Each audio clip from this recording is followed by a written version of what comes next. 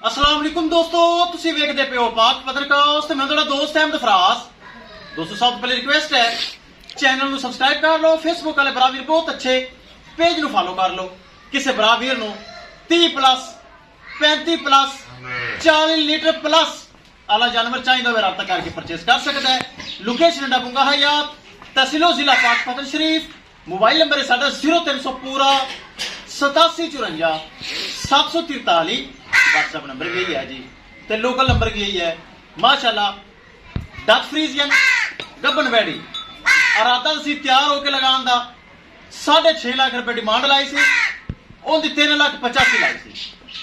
5,80,000 रुपए दे विच सेल हो गई, 3,60,000 रुपए दे विच सेल हो गई। 9,40,000 रुपए दे विच दोवें गावां दा सौदा हो गया। अल्लाह ताला सोना रब मालकां दे नसीब करे। भाई बहुत अच्छे, किराया बड़ा पै गया भरावां नूं और माशाल्लाह दोवें खूबसूरत गावां ये माशाल्लाह मालकां खरीद लईआं। डाला थोड़े लेट है लेकिन गड्डी नंबर एक एक चीज क्लियर होगी माशाल्लाह। इस तो इलावा मजीद इन नाल दे जानवर होर भी खड़े 40 लीटर प्लस वाले। किसी मेरे बराबर में अच्छे दुध वाला जानवर 3 टाइम चुआई वाला जानवर चाहिए होवे, जानवर माशाल्लाह मिलेंगे। अच्छे तो अच्छा जानवर, मयारी तो मयारी जानवर, क्वालिटी वाइज जानवर मिलेगा। कैमरा मैन साहब चेक करो माशाल्लाह वच्छी हो गए माशाल्लाह कितनी भीड़ डाली पई ते फुल वड्डा जोड़ दी। जरा पहले चेक कराओ तो फिर करो लोड।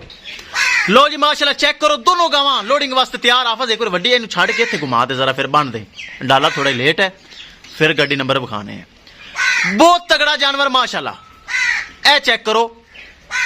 जिन्ना माशाल्लाह बड़े पैसे भरन अल्लाह ताला मालकां दे नसीब करे। इस तरह के जानवर मजीद माशाल्लाह अवेलेबल हैं, बन दे भाई मजीद इहदे नाल दे जानवर मौजूद हैं। चेक करो माशाल्लाह बलडोजर जानवर ए चेक करो। बहुत तगड़ा माशाल्लाह जानवर 3 टाइम चुआई वाला अगे तोड़ दे। ए चेक करो। दूसरी माशाल्लाह चोलस्तानी फ्रीजन सी। दोनों गावां माशाल्लाह सेल हो गई हैं। अल्लाह ताला मालकां दे नसीब करे। विखाइए गड्डी नंबर तो एक एक चीज करिए क्लियर।